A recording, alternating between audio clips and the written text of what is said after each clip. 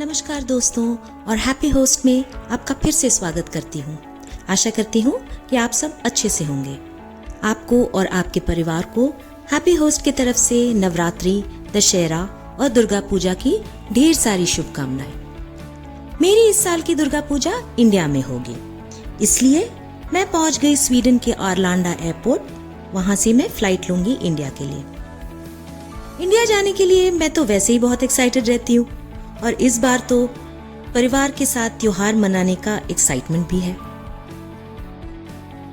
क्योंकि ये international travel है, फ्लाइट के 3 घंटे पहले ही मुझे एयरपोर्ट पहुंचना था, इसलिए सुबह घर पे कुछ ब्रेकफास्ट करने का टाइम नहीं मिला था। तो यहाँ एयरपोर्ट आके मैंने लाउंज में थोड़ा सा नाश्ता कर लिया। वैसे तो ये सब खाने मुझे इतने पसंद नहीं हैं, लेकिन अब इंडिया का खाना यहाँ एयरपोर्ट में तो नहीं मिलता, इसलिए इसी खाने से गुजारा करना पड़ा मुझे। दुबई में मेरा 2 घंटे का लेओवर था। दुबई एयरपोर्ट में दुनिया के सारे फेमस ब्रांड्स के स्टोर्स लगे हैं, तो मैंने थोड़ी विंडो शॉपिंग भी कर ली।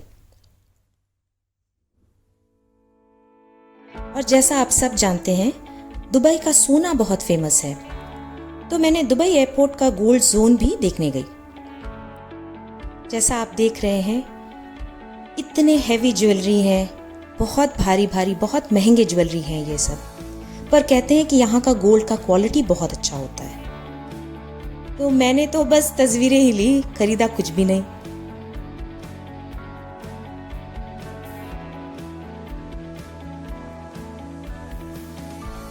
और दुबई से 4.5 घंटे की फ्लाइट लेने के बाद मैं पहुंच गई बेंगलोर।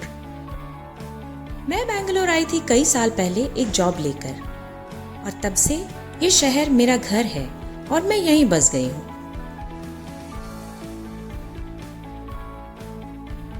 वैसे तो मैं नौकरी की वजह से कई सालों से इंडिया से बाहर रहती हूँ, बट बेंगलोर में हमारा घर है, हमारा परिवार है, और इसलिए हर साल मैं बेंगलोर ज़रूर आती हूँ।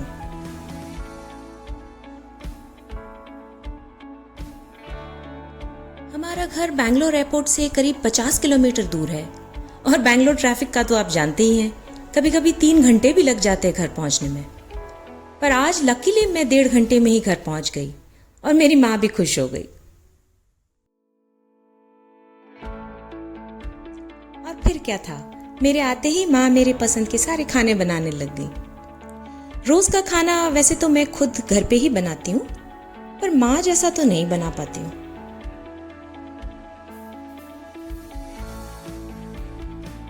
ये मेरा नेबरहुड है, और जैसा आप देख सकते हैं ये कितना खूबसूरत है।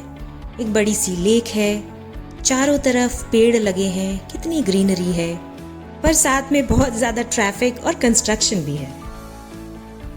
आज मैं घर पे केक बना रही हूँ, तो आप समझ ही गए होंगे कि किसी का बर्थडे है। जी हाँ, मेरी माँ का बर्थडे है।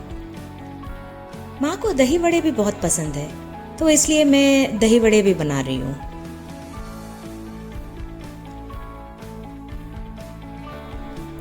और उसके साथ मैं 2-3 पकवान और भी बना रही हूँ। ये मटर से मैंने एक चाट का बेस बना लिया है, शाम को बस असेंबल करूँगी।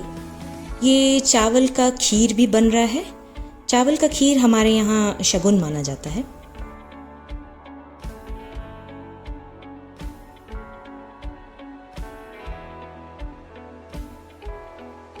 शाम को मेरा भाई अपने परिवार के साथ आया और हम सब ने मिलके माँ का बर्थडे मनाया।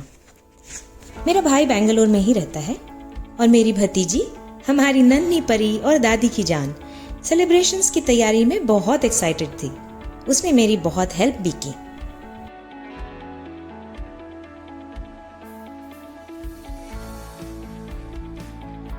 माँ, भाई और उसके परिवार के साथ ये छोटा सा सेलिब्रेशन भी मेरे लिए बहुत बड़ी खुशी की बात थी, क्योंकि इंडिया के बाहर रहने की वजह से मैं ये सब सेलिब्रेशंस मिस करती हूँ।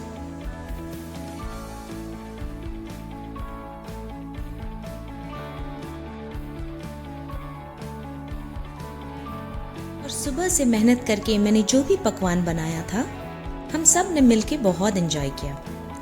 बहुत ज़्यादा या ख़ास तो कुछ भी नहीं था, पर यह एफर्ट माँ को स्पेशल जरूर फील करवाया।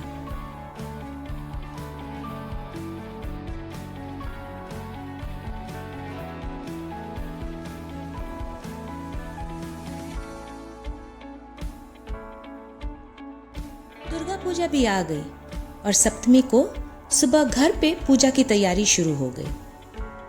बेंगलोर में दुर्गा पूजा काफी धूमधाम से मनाया जाता है।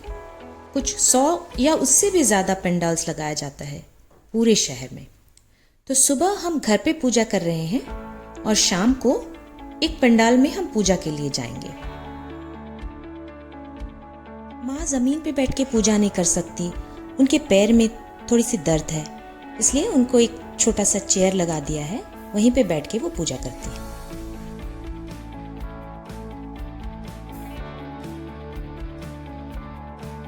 शाम को हम इस पंडाल में पूजा देखने गए, जो कोलकाता का विक्टोरिया मेमोरियल के डिजाइन में बना हुआ है। आप देख सकते हैं ये कितना खूबसूरत है और चारों तरफ जगमग कर रही है।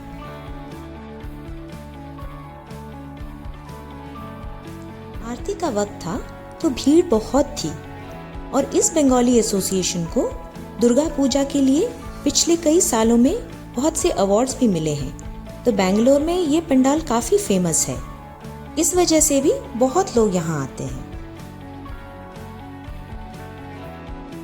यहाँ मैं अपनी एक खास फ्रेंड से भी मिली और बैकग्राउंड के साथ एक परफेक्ट सेल्फी लेने की बहुत कोशिश की, पर नाकाम रही। अगले दिन अष्टमी और नवमी के लिए हम एक दूसरे पूजा पंडाल में गए।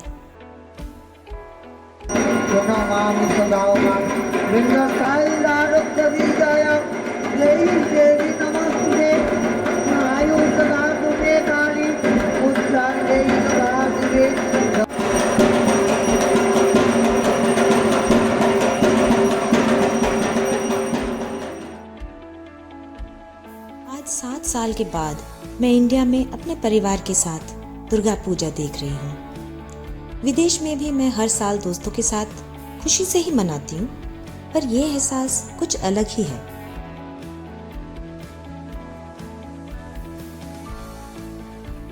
और पूजा के बाद सबके साथ बैठ के हमने भोग भी खाया। आशा करती हूँ आप सब ने भी ये त्योहार अपने परिवार के साथ खुशी से मनाया होगा। अगर आपको मेरा वीडियो पसंद आया तो सब्सक्राइब ज़रूर कीजिएगा और अगले हफ्ते फिर मिलते हैं। तब तक के लिए धन्यवाद।